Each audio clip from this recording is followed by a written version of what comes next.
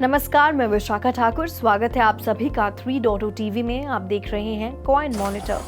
Virtual digital assets काफी हद तक नकारात्मक की ओर बढ़ रही हैं और बिटकॉइन $70,000 के महत्वपूर्ण स्तर को बनाए रखने में कामयाब हो रहा है, क्योंकि मार्केट इन्फ्लेशन के डेटा पर अधिक संकेतों और इंटरेस्ट रेट मूवमेंट के भविष्य के पाठ्यक्रम का आकलन करने के लिए फेडरल रिजर्व के आधिकारिक भाषण का इंतजार कर रहा है। क्रिप्टो करेंसी का IC15 इंडेक्स 1.2% की गिरावट के साथ 89,920 पॉइंट्स पर ट्रेड कर रहा था। विश्लेषकों ने कहा कि इस हफ्ते के अंत में प्रमुख इन्फ्लेशन के आंकड़े जारी होने और साथ ही टॉप फेड अधिकारियों के संबोधन तक ब्रॉडर मार्केट्स एक होल्डिंग पैटर्न में बने रहेंगे। S3 पार्टनर्स द्वारा कंपाइल डेटा के अनुसार बिटकॉइन की वृद्धि के कारण क्रिप्टो संबंधित स्टॉक के शॉर्ट सेलर्स को भारी नुकसान हुआ है, जो कि मार्क टू मार्केट लॉसेस में लगभग $1.9 बिलियन है।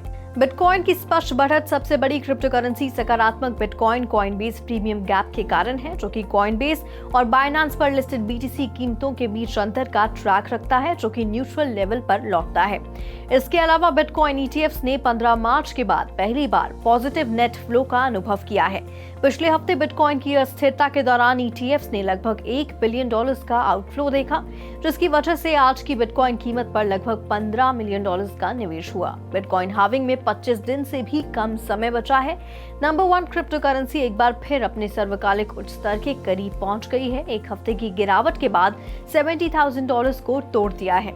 इस बीच US फेडरल प्रोसिक्यूटर्स ने मंगलवार को क्रिप्टो एक्सचेंज KuCoin और उसके 2 फाउंडर्स पर मनी लॉन्ड्रिंग विरोधी कानूनों का उल्लंघन करने का आरोप लगाया। उन्होंने कहा कि US में संचालित एक्सचेंज ने अपने कम से कम एक निवेशक से US में परिचालन के बारे में झूठ बोला और अमेरिकी सरकारी संस्थाओं के साथ पंजीकरण करने और एंटी मनी लॉन्ड्रिंग कार्यक्रम को बनाए रखने में विफल रहा। यहाँ दिलचस्प बात यह है कि फिलीपींस में अग्रणी crypto exchange Binance securities and exchange commission के प्रस्तावित प्रतिबंध के कारण नियामक चुनौतियों का सामना कर रहा है। इसके कारण यूजर्स को महत्वपूर्ण डिस्काउंट्स, विशेष रूप से USDT पर अपनी होल्डिंग्स को लिक्विडेट करना पड़ा है। अन्य समाचारों में क्रिप्टो ट्रेडर्स बेस्ड ब्लॉकचेन पर लाभ के अवसरों पर ध्यान केंद्रित कर रहे हैं, जिसमें लगभग $1 बिलियन का फंड लॉक हो गया है। ट्रांजैक्शनल एक्टिविटी 3 गुना बढ़कर 1.5 बिलियन से अधिक प्रतिदिन हो गई है और यूनिक एड्रेसेस 65,000 वॉलेट से दोगुने हो गए हैं। वैश्विक क्रिप्टो करेंसी मार्केट कैप पिछले 24 घंटों में 1.6% कम होकर $2.64 ट्रिलियन पर था। हालांकि कुल ट्रेडिंग वॉल्यूम 10.3% घटकर $105 बिलियन हो गया। आगे बढ़ते हुए Ether.fi ने अपने स्टेक रैंक प्रोग्राम का सीजन 2 लॉन्च किया है, जिसका लक्ष्य यूजर्स को लंबी अवधि के लिए अपने ETH को स्टेक करने के लिए प्रोत्साहित करना है। प्रोग्राम, जो कि 25 मार्च 2024 को शुरू हुआ, पार्टिसिपेंट्स को 5% ETH-FI टोकन सप्लाई एलोकेशन के साथ स्टेकिंग के लिए बढ़े हुए लॉयल्टी पॉइंट्स प्रदान करता है। इस बीच 10वीं सबसे बड़ी blockchain world wide asset exchange ने अपने नेटवर्क को Amazon मैनेज्ड ब्लॉकचेन सर्विस में एकीकृत करने के लिए Amazon वेब सर्विसेज के साथ पार्टनरशिप की है। ये इंटीग्रेशन वैक्स डेवलपर्स को नोड्स तैनात करने और वैक्स ब्लॉकचेन पर निर्माण करने की अनुमति देगा। वैक्स का मूल टोकन 20% से अधिक बढ़ गया है। मिक्स सेशन के बाद US स्टॉक फ्यूचर्स में हायर ट्रेड हुआ, क्योंकि निवेशकों ने हफ्ते के अंत में प्रमुख आर्थिक डेटा पर ध्यान केंद्रित किया।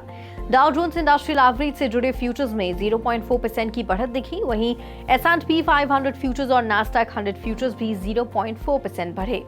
बिटकॉइन सबसे बड़ी क्रिप्टो करेंसी हाल ही में 1.2% की गिरावट के साथ $70,110 पर ट्रेड करती दिखाई दी। ETH समान समय अवधि में 2% की गिरावट के साथ $3,580 पर ट्रेड कर रहा था।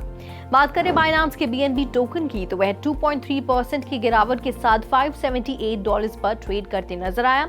सोलाना का सोल 5% गिरावट के साथ $187 पर ट्रेड करते दिखाई दिया। कार्डानो का ADA टोकन 4.7% की गिरावट के साथ $0.65 पर ट्रेड करते नजर आया। तो वहीं एवलांच का EVAX टोकन 5.6% की गिरावट के साथ $55 पर ट्रेड करते दिखाई दिया। बात करें पॉलीगॉन के मैटिक टोकन की, तो वह 3.4% की गिरावट के साथ $1 पर ट्रेड करते दिखाई दिया। तो वहीं डोजकॉइन 1% की गिरावट के साथ $0.18 पर ट्रेड करता दिखाई दिया। रिपल का XRP टोकन 5% की गिरावट के साथ $0.61 पर ट्रेड कर रहा था, तो वहीं पोल्काडॉट का डॉट टोकन 5% की गिरावट के साथ $9.5 पर ट्रेड करता दिखाई दिया। हालांकि शिबा इनू 1.5% की बढ़त के साथ ट्रेड कर रहा था। तो आज के लिए कॉइन मॉनिटर में फिलहाल इतना ही। ऐसी ही वेब3 से जुड़ी अपडेट्स के लिए लॉग इन करें हमारी वेबसाइट www.3worldstv.io पर या फिर स्कैन करें QR code.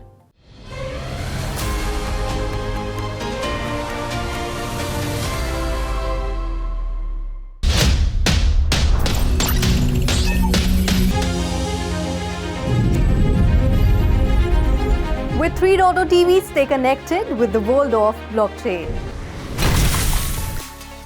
Stay up to date with infinite world of NFTs. Come explore and evolve with 3.0 TV in the metaverse. So many coins, so much volatility. 3.0 TV delivers the news that matters.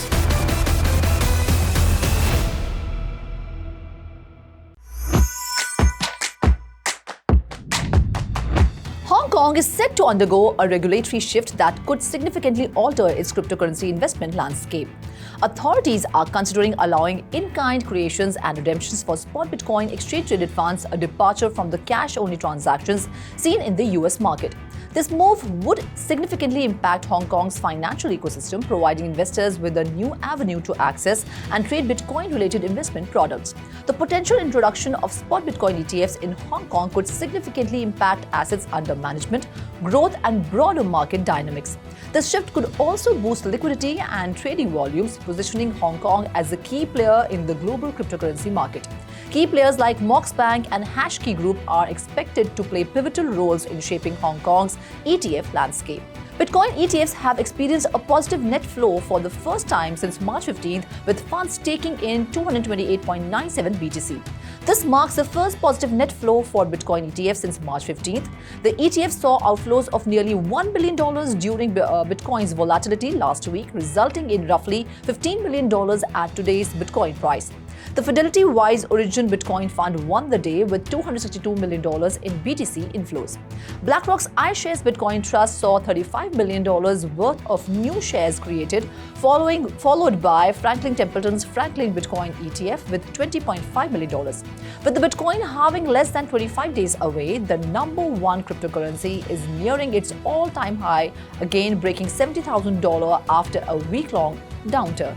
South American gold miner Neelam Resources has filed letters of intent to acquire 100% of the common stock of a special purpose entity, Mindwave, which will hold 24,800 Bitcoin. The total Bitcoin purchase is expected to exceed $1.7 billion. Neelam will issue a new authorized preferred class of Series C stock in exchange for the Bitcoins at a discounted rate relative to current market prices. The entity holding the Bitcoin will also hold other digital assets that remain unnamed. The purchased Bitcoin and other digital assets will serve as collateral to raise capital for future projects under Neelam Resources. Neelam Resources joins major companies like MicroStrategy in investing in the leading cryptocurrency BTC, labeling Bitcoin as the gold standard and future of digital transactions. The new class of preferred stock will comprise several preferred shares entitled current holders to conversion rights upon listing on Nasdaq or other national exchanges.